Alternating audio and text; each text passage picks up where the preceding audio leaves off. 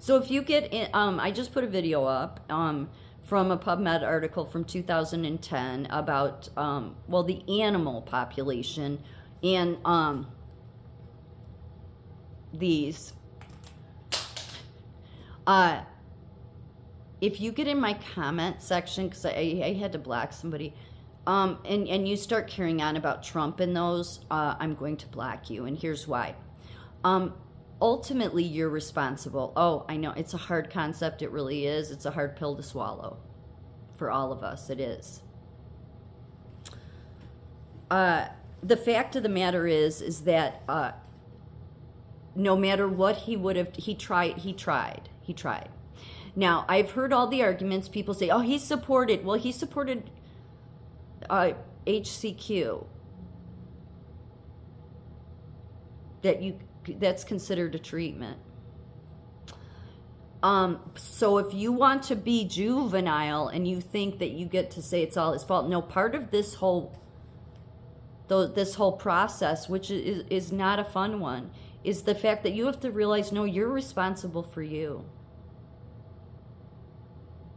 And that's the biggest problem that's happened, is we have everyone that's been so used to just listening to one person, just listening to the news, just expecting, oh, all the presidents are going to tell you the truth, or the ones you like.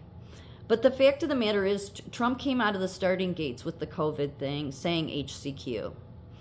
And yet, you had your fact checkers, so many of the George Soros fact checkers. Every time I come across those, I'm like, don't you people ever fact check yourselves? They're like, you're so obvious with your bullshit. But they haven't seemed to retracted their statements about how chloroquine, back in 2005, there was an article about chloroquine being a treatment, or being actually a prophylactic, like a vaccine, for SARS-CoV-1. So, of course, in 2020, the fact checkers came along, the Snoops, all those, yeah, like they know, like they're all paid by George Soros. They're a waste of time. Anyway, they came along and said, no, this was a different article. And it's like, okay, yeah, so who? It's still, I actually looked up the article. It was a very thorough article, but Snoops will tell you it wasn't. No, it was pretty thorough. But their argument is that, well, that was for SARS-CoV-2, COVID-19 is different. It's like, oh, so you kind of prove that COVID-19 gain of function was done, but we already know it was, but you won't get the fact checkers to say that. No, so either way, they're all screwed. They just keep burying themselves. But that's not the point of this video. The point of this video is that, so chloroquine for SARS-CoV was considered a protocol, like a prophylactic, like a vaccine, for SARS-CoV-1. And then since that time, I put up a video, I don't know, a couple months ago, that said the medical journals had retracted. But the media and big tech plays with this shit. But they've come out and said that hydroxychloroquine can be used in the treatment of COVID-19. They can't have you can't make a vaccine if you have a treatment. That's what it was all about. The problem we have at this point, in my opinion, and this is the part that terrifies me a lot, is that there's nobody that's at any high media status, I mean running or in office, that is willing to speak the truth about this stuff. That's concerning to me. But if you're going to blame Trump, no, we're all responsible for ourselves. So if you've woken up to just then say, well, I'm going to blame Trump. No, he tried to tell people. There was no way. They were already prior to 2020, every 24/7 hating on the man, because I think all the media and all the bad actors knew that he was coming in to clean the place out. But the American people, Trump knew, was asleep. He knew that there was nothing he could say. He tried. So what do you do as a leader? You have to make all avenues possible. You could say, well, he should have not supported it. He did support a vaccine. Which one do you think he supported? Think about it. Because it's the first one he told you about. Now, that is a hard pill for people to swallow because you've been used to, well, no, I do what they say. No, you've been doing what the CDC says.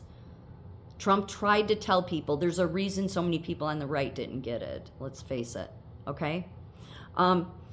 Because people heard what he said in the press conferences. And since that time, it's been proven that he's right. So what is very concerning to me is that we need to have some people that start speaking up about this. So I understood 2 years ago, because the American people were, for the most part, still asleep, and you can't force people awake, because otherwise by forcing it on people, they'll dig their feet in further to not see the truth. But I truly believe there's plenty of American patriots that see the truth. So it's gone on long enough, is my point. And the fact of the matter is, they can talk about gain of function, right? Or some of them. They can talk about January 6th and elections, but you are all not speaking the truth about the most important part.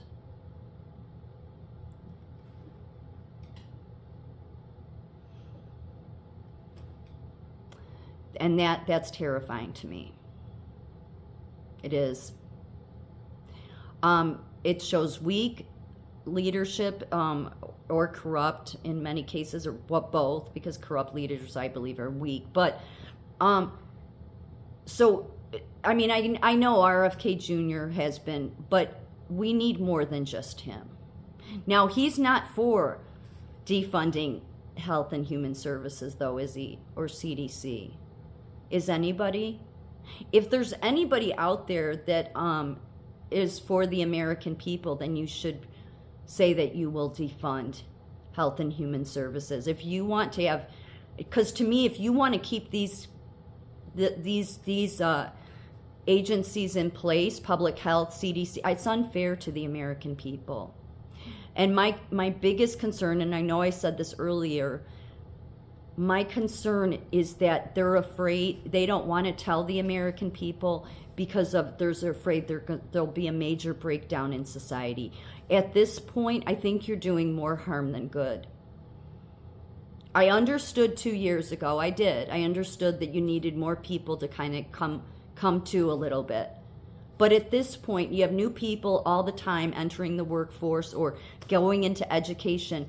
So there needs to be some leadership, whether in Washington or anybody that needs to start speaking up about some of this, okay? I'm just saying, and for those in Washington that do stand on biblical values, I'm sorry that I may seem like, who am I, but I'll hold your feet to the fire on that. Don't be a Pharisee. It doesn't, you can sit and pray all you want as a council or as a group there in Washington. You can pray to the Almighty God all day. But what did Jesus want? You to be an imitator of Christ. What did that mean? It meant speaking the truth, and not just about the things that are comfortable for you, but about all of it, including the science, most especially that. I think that's why it terrifies me, because I've seen for years how the science has been the direct opposition to God. It really has. So when I see people that are about biblical values, I think, why? And I'm not saying every scientist is bad. I'm just saying it's for a long time we've been being led astray. Okay? I mean, and yet when you guys don't speak up about it, you people in leadership, then it shows, and you want to stand on biblical values. That's the reason I call stuff out. Because you're no different than a Pharisee. And even worse, you won't even speak about all of the truth. Yet you want to pray to God to intervene. No, he wants the people to have enough strength to not just speak his word, but to actually act on it, to do the things that are uncomfortable, to speak the truth no matter what, because that's what's needed. If you want intervention, if you want revival, then stop speaking about Jesus and do the damn right thing and show some action.